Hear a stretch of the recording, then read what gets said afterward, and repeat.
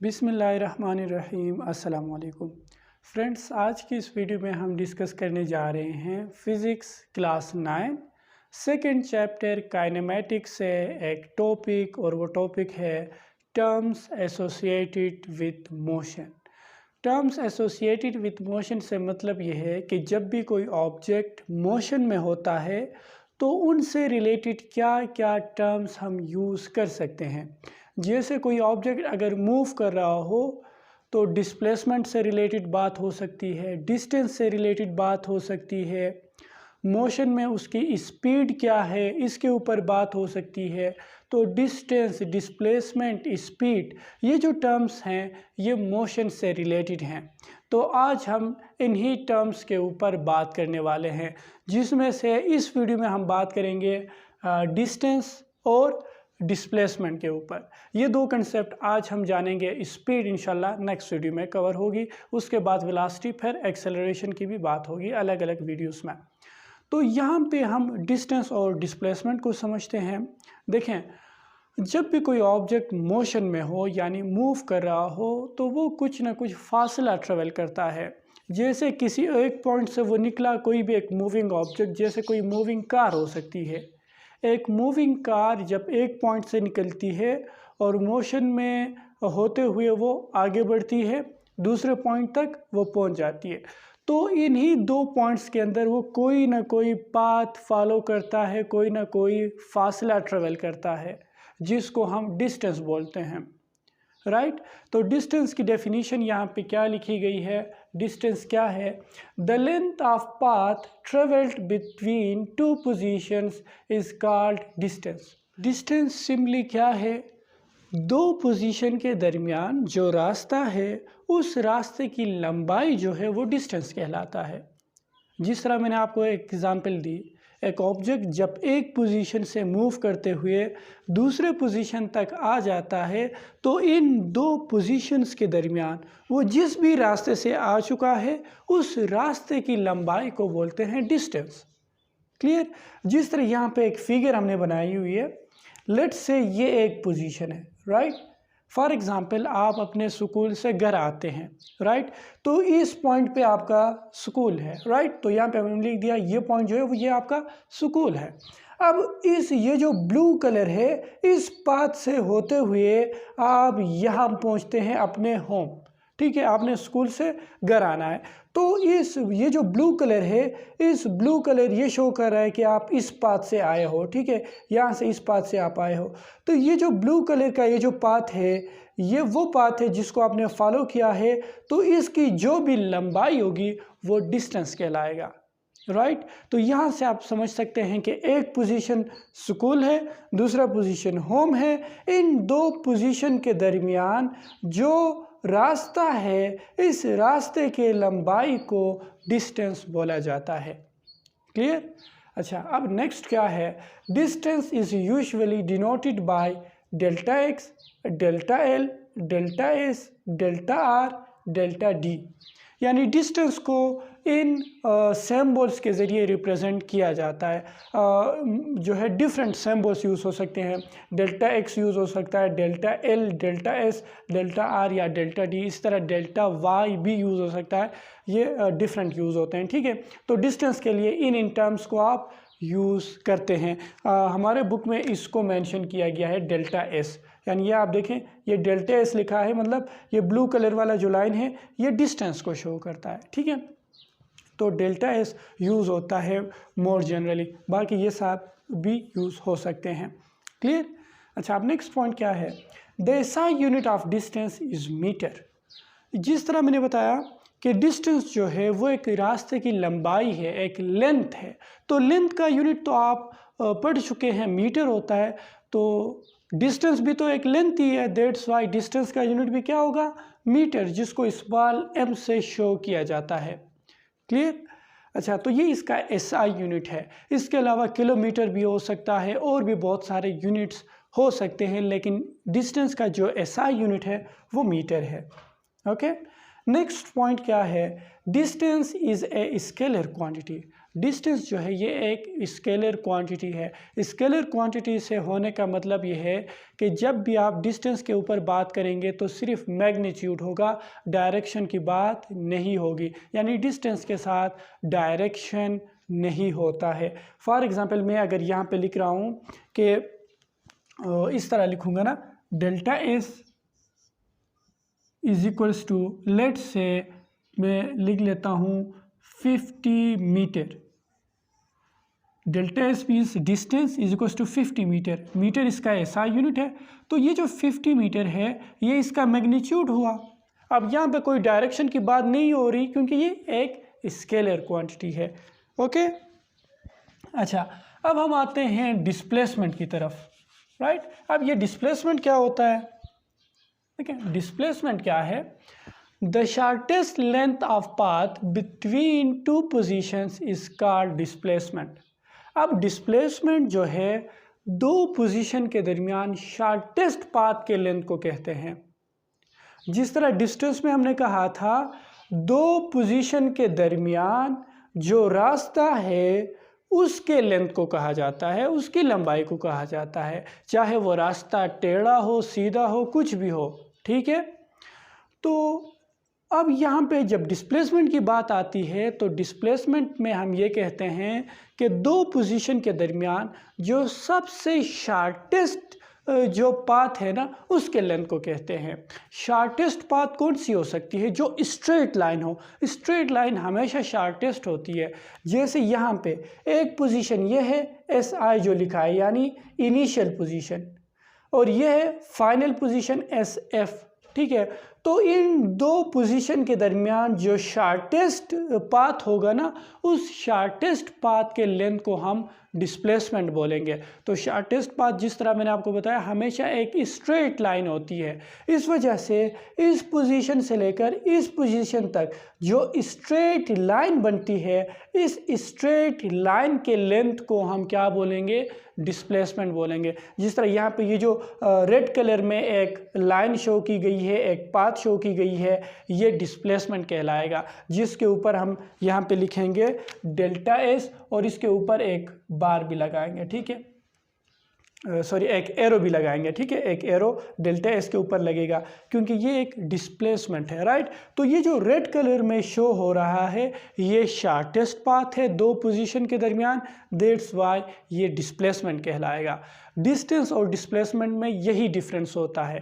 Distance کیا ہے کہ دو پوزیشن کے درمیان جو ایکچول پاتھ ہے, جس پاتھ کو فالو کرتے ہوئے آپ جاتے ہو, جس پاتھ کو فالو کرتے ہوئے ایک موونگ آبجیکٹ چلتا ہے, اس پاتھ کے لینتھ کو ڈسٹینس کہا جاتا ہے. جیسے آپ نے اسکول سے اگر گھر آنا ہو تو اس پاتھ کو فالو کرتے ہیں, یہ ایکچول پاتھ ہے جس پاتھ کو آپ نے فالو کرنا ہے, تو اس پاتھ کے لینتھ کو ڈسٹینس بولا جائے گا. لیکن ڈسپلیسمنٹ کون سی ہوگی؟ اس پوزیشن اور اس پوزیشن کے درمیان جو اسٹریٹ لائن ہوگا اس کو ڈسپلیسمنٹ بولا جائے گا. یعنی ڈسپلیسمنٹ میں آپ یہ دیکھیں گے کہ جس پوائنٹ سے آپ نکلے ہو اس سے کتنا دور گئے. جیسے یہاں اس پوائنٹ سے آپ نکلے تھے, اتنا دور آ گئے, یعنی یہ جو اسٹریٹ لائن بنتی ہے یہ ڈسپلیسمنٹ کہلائے گا. یہاں سے آپ سمجھ سکتے ہیں کہ ڈسٹینس اور ڈسپلیسمنٹ سیم نہیں ہوتے. ڈسپلیسمنٹ ہمیشہ اسٹریٹ لائن ہوتی ہے جبکہ ڈسٹینس کے لیے اسٹریٹ لائن ہونا کوئی جو ہے ضروری نہیں ہے. کلیئر؟ اچھا, اب دوسرا پوائنٹ کیا ہے ڈسپلیسمنٹ سے related? Displacement is usually denoted by delta x, delta L, delta S, delta r, delta D. جس طرح ہم ڈسٹینس کو ریپرزینٹ کرتے تھے ان لیٹر سے, ان ہی لیٹرز سے ڈسپلیسمنٹ بھی شو ہوگا, لیکن ان لیٹرز کے اوپر آپ نے ایرو ہیڈ لگا دینے ہیں. ٹھیک ہے, ایرو ہیڈ لگا دینے ہیں. اوکے, کیونکہ یہ ویکٹر کوانٹٹی ہے. اوکے, اس وجہ سے ان کے اوپر ایرو ہیڈ لگے گا. اب نیکسٹ کیا ہے؟ دا ایسا unit of displacement is metre. جو ڈسپلیسمنٹ کا ایسا یونٹ ہے وہ بھی میٹر ہی ہوتا ہے کیونکہ یہ بھی ایک پاتھ کا لینتھ ہوتا ہے. لینتھ کا یونٹ میٹر ہوتا ہے. تو ڈسٹینس بھی ایک پاتھ کی لینتھ ہوتی ہے, ڈسپلیسمنٹ بھی ایک پاتھ کی لینتھ ہوتی ہے, تو دونوں کے یونٹ کیا ہیں؟ میٹر ہیں ایس آئی میں. رائٹ, اس کے بعد کیا ہے، displacement is a vector quantity. Displacement کیا ہے، ایک ویکٹر کوانٹٹی ہے، یعنی ڈسپلیسمنٹ جب بھی آپ لکھیں گے اس کے ساتھ ڈائریکشن بھی لکھیں گے. ڈسپلیسمنٹ کے ساتھ جو ہے ڈائریکشن بھی ہوتا ہے. فار ایگزامپل میں اگر یہاں پہ لکھ دوں ڈسپلیسمنٹ، ٹھیک ہے، delta S is equals to, late سے میں یہاں پہ لکھ دیتا ہوں 10 میٹر، اور ساتھ ہی لکھوں گا یہاں پہ لیٹ سے ایسٹ، یعنی کسی آبجیکٹ نے 10 میٹر کا ڈسپلیسمنٹ کور کیا ہے، یہ تو اس کا میگنیچیوڈ ہوا، اور ساتھ ہی ساتھ ڈائریکشن بھی لکھیں گے ایسٹ، یعنی وہ ایسٹ کی طرف گیا ہے. جیسے یہاں پہ اس پوزیشن سے آبجیکٹ جو ہے وہ اپنا ڈسٹینس، اپنا جرنی سٹارٹ کرتا ہے اور یہاں تک پہنچا، تو یہاں سے یہاں تک یہ 10 میٹر ہوا اور ایسٹ کے ڈائریکشن میں وہ چلا ہے، یعنی ایسٹ کی طرف. تو یہ ڈائریکشن بھی بتانا ہوتا ہے ڈسپلیسمنٹ میں، اوکے، کیونکہ ڈسپلیسمنٹ کیا ہے، ایک ویکٹر کوانٹٹی ہے. اور یہ بات تو آپ جانتے ہیں، ویکٹر کوانٹٹیز کو ریپرزینٹ کرنے کے لیے لیٹرز کے اوپر، سمبلز کے اوپر ایروز لگائے جاتے ہیں. دیٹس وائی سمبلز وہی ہیں جو ڈسٹینس کے لیے یوز ہوتے تھے، لیکن ان کے اوپر ایرو ہیڈ اس لیے لگے ہیں کیونکہ ڈسپلیسمنٹ ویکٹر ہے، ان کے اوپر نہیں لگے کیونکہ یہ اسکیلر ہیں. کلیئر؟ تو دیٹس وائی یہ ایک ڈفرینس اس میں ایک اور یہ بھی آ گیا کہ ڈسٹینس اسکیلر ہوتا ہے، ڈسپلیسمنٹ ویکٹر ہوتا ہے. اوکے، اچھا، اب یہاں پہ دو اور امپورٹنٹ پوائنٹس ہیں، وہ آپ نے سمجھنے ہوتے ہیں. دیکھیں، for a close path displacement از 0. جب بھی پاتھ ایک کلوز پاتھ ہو، ٹھیک ہے، تو وہاں پہ ڈسپلیسمنٹ 0 ہوتا ہے. کلوز پاتھ میں ڈسپلیسمنٹ ہمیشہ 0 ہوتا ہے. اب یہ ایسا کیوں ہوتا ہے، اس بات کو سمجھنے کی کوشش کریں. تو دیکھیں، ڈسپلیسمنٹ ہم نے کس طرح ڈیفائن کی. ڈسپلیسمنٹ دو پوزیشن کے درمیان اسٹریٹ لائن کو بولا جاتا ہے. جس طرح یہاں پہ تھا، ایک پوزیشن یہ ہے انیشل پوزیشن، دوسرا پوزیشن یہ ہے فائنل پوزیشن، رائٹ. تو ان دو پوزیشن کے درمیان جو اسٹریٹ لائن ہوتی ہے یہ ڈسپلیسمنٹ کہلاتا ہے. بیسیکلی ڈسپلیسمنٹ ہمیں کیا بتاتا ہے کہ ایک آبجیکٹ جس پوائنٹ سے نکلا ہے اس پوائنٹ سے وہ کتنا دور چلا گیا، رائٹ. یہ ڈسپلیسمنٹ ہوتی ہے کہ ایک پوائنٹ سے آبجیکٹ نکلا ہے، اس پوائنٹ سے وہ کتنا دور چلا گیا، یہ ہمیں ڈسپلیسمنٹ بتاتا ہے. اب جب پاتھ کلوز پاتھ ہو، یعنی جس طرح یہاں پہ ہے، یہ ایک کلوز پاتھ ہے، یعنی یہ دیکھیں یہ انیشل پوزیشن ہے آبجیکٹ کا، یہاں سے وہ نکلا ہے اور اس طرح اس پاتھ کو فالو کرتے ہوئے یہاں پہنچ گیا، واپس اسی پوائنٹ پہ پہنچ گیا جس پوائنٹ سے وہ نکلا تھا. تو اسی طرح یہ جو پاتھ ہے وہ ایک کلوز پاتھ بنا. اب یہاں پہ آپ مجھے بتائیں کہ انیشل پوزیشن بھی یہی ہے، فائنل پوزیشن بھی یہی ہے، جس پوزیشن پہ وہ تھا واپس آ کے اسی پوزیشن پہ پہنچ گیا، تو ڈسپلیسمنٹ تو 0 ہوگا نا. کیونکہ ڈسپلیسمنٹ کیا ہوتی ہے کہ جس پوائنٹ سے ایک آبجیکٹ نکلے اس سے وہ کتنا دور چلا گیا. یہاں پہ تو جس پوزیشن سے نکلا تھا واپس وہی آ گیا نا، تو ڈسپلیسمنٹ پھر 0 ہو گیا. یا آپ یہ بھی کہہ سکتے ہیں کہ ڈسپلیسمنٹ کی ڈیفینیشن جس طرح ہم نے کی کہ انیشل پوزیشن اور فائنل پوزیشن کے درمیان جو لینتھ ہوتی ہے اس کو ڈسپلیسمنٹ بولا جاتا ہے. یہاں پہ انیشل پوزیشن بھی وہی ہے، فائنل پوزیشن بھی وہی ہے، تو ان دو پوزیشن کے درمیان فاصلہ کیا ہوگا، 0 ہوگا، رائٹ. تو اس وجہ سے ایک کلوز پاتھ میں ڈسپلیسمنٹ ہمیشہ کیا ہوگا، 0 ہوگا. یعنی انیشل اور فائنل پوزیشن جب سیم ہو، ایک ہی پوائنٹ ہو، تو پھر ڈسپلیسمنٹ ہمیشہ 0 ہونا ہے، ڈسٹینس نہیں، ٹھیک ہے. ڈسپلیسمنٹ 0 ہوگا. ڈسٹینس تو یہاں پہ اس پاتھ کو فالو کیا ہے نا، یہ جو پاتھ ہے اس پاتھ کی لینتھ کو ہم ڈسٹینس بولیں گے، لیکن ڈسپلیسمنٹ 0 ہے. اوکے، اچھا، اب نیکسٹ پوائنٹ کیا ہے، the magnitude of displacement becomes equal to distance when path is straight. جب ایک آبجیکٹ اسٹریٹ پاتھ میں موو کرے تب ڈسٹینس اور ڈسپلیسمنٹ کی میگنیچیوڈ سیم ہوتے ہیں. اوکے، جس طرح مان لیجئے گا یہ ایک پوزیشن A ہے، یہ پوزیشن B ہے، یا آپ ان کو انیشل اور فائنل پوزیشنز بھی کہہ سکتے ہیں.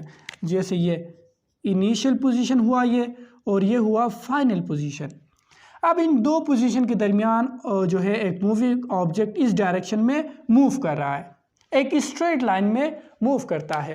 یعنی یہاں پہ اگر آپ ڈسٹینس دیکھیں گے نا تو وہ اس پوزیشن سے اس پوزیشن تک یہ اسٹریٹ لائن کی لینتھ ہو گئی، کیونکہ ڈسٹینس میں ہم نے کہا تھا کہ جس پاتھ کو آبجیکٹ فالو کرتا ہے اس پاتھ کے لینتھ کو ڈسٹینس بولا جاتا ہے. جس طرح یہاں پہ تھا، اس بلو لائن سے ہوتے ہوئے جو ہے آپ اسکول سے گھر آتے ہو، تو یہ جو بلو لائن کا جو لینتھ ہوا یہ ڈسٹینس ہوا، رائٹ. یعنی جس بھی پاتھ کو آپ فالو کرتے ہیں ڈیورنگ موشن وہ ڈسٹینس ہوتا ہے. تو یہاں پہ جب کوئی ایک موونگ آبجیکٹ اسٹریٹ لائن سے موو کرے تو وہ اس اسٹریٹ لائن کی لینتھ اس کی ڈسٹینس ہو گئی، اور ڈسپلیسمنٹ تو ہمیشہ اسٹریٹ ہوتی ہی ہے. تو یہاں پہ ڈسٹینس اور ڈسپلیسمنٹ کی جو میگنیچیوڈ ہوں گے وہ ایکول ہوں گے. یعنی فار ایگزامپل یہ اگر ڈسٹینس 10 میٹر کا ہوا تو ڈسپلیسمنٹ بھی 10 میٹر کا ہی ہوگا. ٹھیک ہے، دیکھیں یہاں پہ ہم نے میگنیچیوڈ کی بات کی ہے، دا میگنیچیوڈ آف ڈسپلیسمنٹ. یہ بات آپ اپنے ذہن میں رکھیں کہ ڈسپلیسمنٹ کے ساتھ ڈائریکشن تو ہوتا ہے، لیکن ہم نے صرف میگنیچیوڈ آف ڈسپلیسمنٹ کی بات کی ہے، ڈائریکشن کی نہیں. جو ڈسپلیسمنٹ کا میگنیچیوڈ ہوگا اور جو ڈسٹینس ہوں گے وہ اسٹریٹ لائن میں سیم ہوں گے. صرف میگنیچیوڈ کی بات کی ہے، ڈائریکشن کی بات نہیں کرتے ہم. ٹھیک ہے اس کیس میں. اوکے، تو یہ آپ کہہ سکتے ہیں کہ کچھ امپورٹنٹ پوائنٹس تھے ڈسپلیسمنٹ سے ریلیٹڈ. آئی ہوپ آپ کو سارے پوائنٹس کلیئر ہو چکے ہوں گے. اگر ایگزام میں کوشچن ڈسٹینس اور ڈسپلیسمنٹ کے اوپر بنے تو آئی ہوپ آپ کو یہ ویڈیو دیکھنے کے بعد وہ کوشچن اچھے سے اٹیمپٹ کر پائیں گے انشاءاللہ. تو آج کا ہمارا لیکچر یہیں تک تھا. اگر یہ ویڈیو ہیلپ فل رہی ہے تو ویڈیو کو لائک کریں، چینل پہ نئے تو چینل کو سبسکرائب کریں. اس طرح کے اور بھی ویڈیوز کے لنک آپ کو ڈسکرپشن میں مل جائیں گے. Thanks for watching.